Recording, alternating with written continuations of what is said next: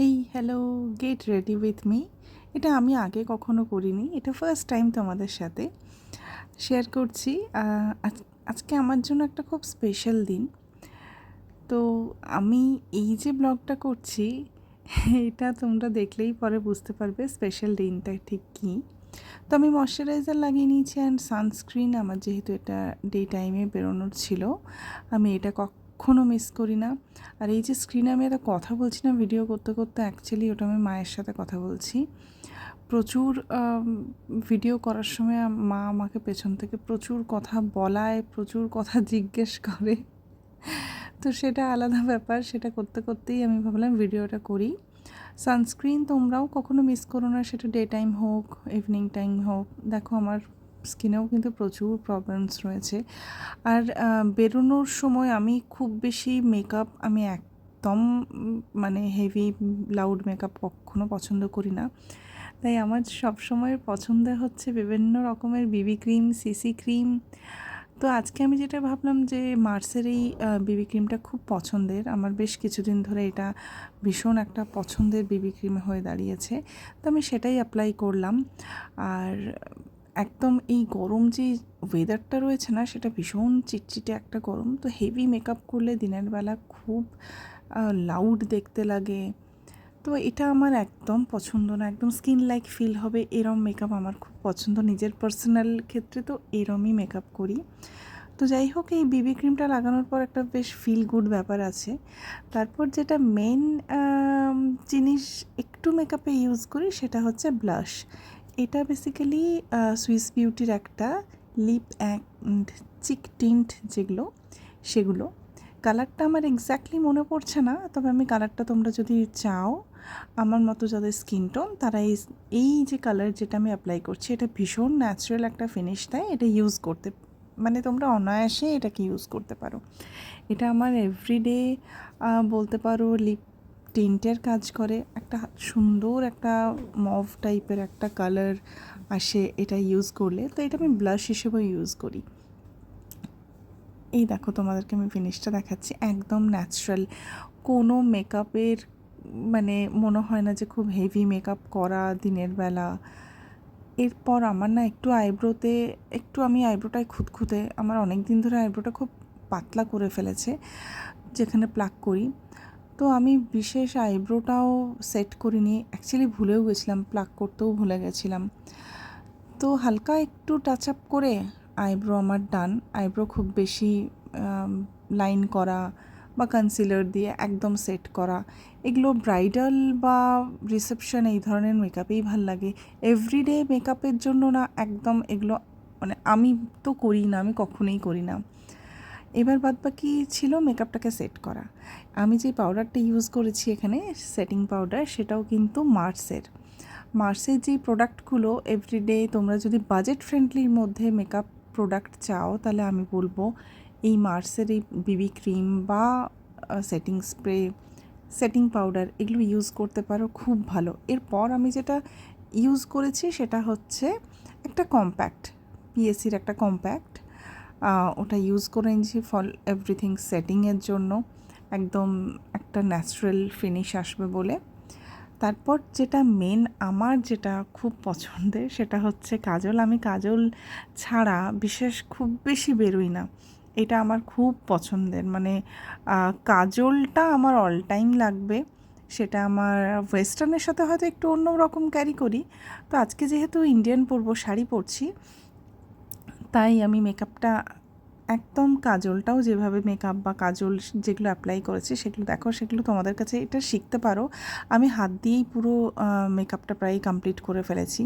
কাজলটাও আমি আপার লিডে কাজলটা লাগিয়ে ওটাকে একটু আঙুল দিয়ে স্মাচ করে একটা ডার্ক শেড নিয়ে জাস্ট আঙুলে একটু ট্যাপ ট্যাপ করে দিয়েছি।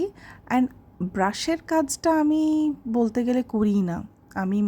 আমি নিজে যখন মেকআপ করি, আমার ব্রাশ খুব বেশি দরকারই পড়ে না, আমি আঙুল দিয়ে আই মেকআপ এভরিথিং সেট করে ফেলি। হ্যাঁ, লোয়ার লাইনটা করার সময় না একটু ব্রাশের দরকার হয়, না হলে স্মাচটা ঠিক হয় না কাজলটা। তো ওই জন্য তখন একটু লোয়ার লাইনটা যখন সেট করি তখন একটা ব্রাশের দরকার হয়, আদারওয়াইজ আমি ব্রাশ একদমই চটজলদির মতো তো সময় কোথায় ব্রাশ ট্রাশ নিয়ে মেকআপ করতে বসবো, তাও আর সকালের দিকে একটা মেকআপে সকালের দিকে একটা জায়গায় যাওয়ার। তো এইভাবেই আমি কাজলটাকে স্মাজ করি অ্যান্ড একটা ডার্ক শেড দিয়ে আমি জাস্ট কাজলের ওপরে হালকা করে একটু ডার্ক যে কালারটা রয়েছে, যেটা একটু ব্রাউনিশ কালার হতে পারে, তো ওই ডার্ক শেডটা দিয়ে হালকা একটু স্মাজ করে নিয়ে একটু সেট করে নিলাম। দ্যাটস ইট, আমার আই মেকআপ কমপ্লিট হয়ে যায় এইভাবে। আমি একটু স্মোকিটা পছন্দ করি, আমার আইতে আমার ওটা খুব পছন্দ হয়। তো তোমরাও যারা এরম ধরনের আই পছন্দ করো এইভাবে কিন্তু অ্যাপ্লাই করে দেখতে পারো। আর লোয়ার লাইনটা এই যে ব্ল্যাক আর একটু এই ডার্ক শেডটা নিয়ে একদম ছোট্ট একটা টাইনি একটা ব্রাশ নিয়ে আমি লোয়ার লাইনটা সেট করি। তো এই যে ব্রাশের টেকনিকটা, এটা কিন্তু তোমাদের এভরিডে মেকআপের জন্য জাস্ট একটা, মানে যদি কেউ স্মাজ করতে চাও কাজল, তার জন্য এইটুকু ব্রাশটা, এই যে ব্রাশটা তোমরা দেখছো, এই ধরনের একটা ব্রাশ তোমাদের কাছে থাকলেই হবে। আদারওয়াইজ নিজের হাতের যে ব্লেন্ডিংটা না, এটা খুব ভালো হয়। তোমরা নিজেরও প্র্যাকটিস করতে করতেই পারবে, এটা একদিনে নিশ্চয়ই হয় না, তবে প্র্যাকটিস করতে করতে একদম হয়ে যাবে পারফেক্ট। আর হ্যাঁ, চোখটা আর একটু ইন্টেন্স দেখানোর জন্য আমি আপার লিডে একটু ভেতরে কাজল পরেছিলাম। আর মাস্কারা লাগাতে কিন্তু ভুলবে না, মাস্কারাটা ভীষণ ইম্পর্ট্যান্ট আই মেকআপের ক্ষেত্রে। আই মেকআপ পুরো বেস মেকআপ যেহেতু আমার ভীষণ লাইট নিউডের ওপর, কোনো বিশেষ কালার বা কিছু না ইউজ করিনি, এর জন্য আইটা একটু কালারফুল করেছি, কালারফুল বলবো না, একটু স্মোকির মধ্যে রেখেছি। আমি নর্মালি এরমই মেকআপ পছন্দ করি। আচ্ছা যেও না, দাঁড়াও, এরপর আমি লিপ শেডটা দেখাবো, আমি আগে শাড়িটা পরে নিই। আমার শাড়ি আর জুয়েলারি আজকে তোমাদের স্টার্টিংয়েই দেখিয়েছি। আমি একটা ব্ল্যাক শাড়ি পরেছি, একদম হ্যান্ডলুমের, স্ল্যাব কটন বলে, আর তার সাথে এই নেকপিসটা, আমার এই নেকপিসটা ব্ল্যাকের সাথে ভীষণ ভালো লাগে, তো আজকে ভাবলাম ওটাই পরি। আর আমি না লিপ শেডটা আমাকে মনে হয় একটু ব্রাউনের থেকে একটু সিনামন যে কালারটা হয় না, সেটা বেশি ভালো লাগে। তবে ব্রাউন শেড পরার পরেও একটা কালার লাইট পিঙ্ক টাইপের একটু টাচ দিয়ে সেটাকে কালারটা একটু চেঞ্জ করলাম। কালারটা যদিও নিউডের মধ্যে, আমি নিউড লিপ শেডটাই বেশি পরে থাকি। তোমরা বিভিন্ন ভিডিওতে দেখতে পাবে আমি নিউড শেডই পরি, or brown, or cinnamon, or pinkish nude, এই ধরনেরই। তো আমার প্রায় পুরো লুকটা কমপ্লিট। আচ্ছা তোমরা এবার বলো যে মেকআপটা তোমাদের কেমন লেগেছে। এটা ব্ল্যাক পরেছি দিনের বেলা, কিন্তু যেহেতু আমার ব্ল্যাকটা না খুব পছন্দের, আর এই যে নেকপিসটা আমরা হঠাৎ করে হাতের সামনে পেয়ে গেছিলাম, আমার মনে হয়েছিল এটাই আজকে আমি পরবো। এটা ছিল আমার ফুল লুক। তোমাদের কেমন লাগলো একটু জানিও। এরপর জাস্ট একটু ঘড়িটা পরে নিলাম, একটু পারফিউমটা লাগিয়ে নিলাম। আচ্ছা এরপরে যেটা আমি তোমাদের সাথে শেয়ার করব সেটা আরও ইন্টারেস্টিং। সেটা হচ্ছে, বলেই দিই, আজকে যেটা রয়েছে সেটা হচ্ছে আমার মায়ের আজকে বার্থডে, তো এটা আমার জন্য খুব স্পেশাল। এবার এই তো ব্যাপার, আমার মা কিচ্ছু লাগাতে চায় না, ওই একটি ক্রিম জোর করে লাগিয়ে দেওয়া হয়। বললাম একটু বেরোবে তো একটু তো কিছু লাগাবে, সে কিচ্ছু লাগানো যাবে না, জোর করে আমি একটা নর্মাল একটা ডে ক্রিম লাগিয়েছি। এরপর আমার মনে হচ্ছে যে আমি কেন এটা বললাম যে চলো তোমাকে আজকে একটু রেডি করি, আমাকে এটা চেনাই যাবে না, আমি এত কোনো দিন সাজি না, এই যে দেখো হাত ফাত দেখিয়ে আমাকে কিচ্ছু করতে দেবে না। তো একটুখানি জাস্ট বিবি ক্রিমটা আমি লাগিয়েছিলাম, যাতে এটা বেশি আবার পরিমাণ দেখাতে হবে যে আমি বেশি লাগাচ্ছি না কম, নাকি চেনাই যাবে না, আমি এমন মেকআপটা মায়ের উপর অ্যাপ্লাই করে দেবো, এটা নাকি খুব অসুবিধের। কেননা যেহেতু আমি সত্যি কথা বলতে আমার মাকে ছোটোবেলা থেকে কোনো দিনই কিচ্ছু লাগাতে দেখিনি, কোনো মেকআপের মানে এমটাও আমি দেখিনি আমার মা অ্যাপ্লাই করেছে।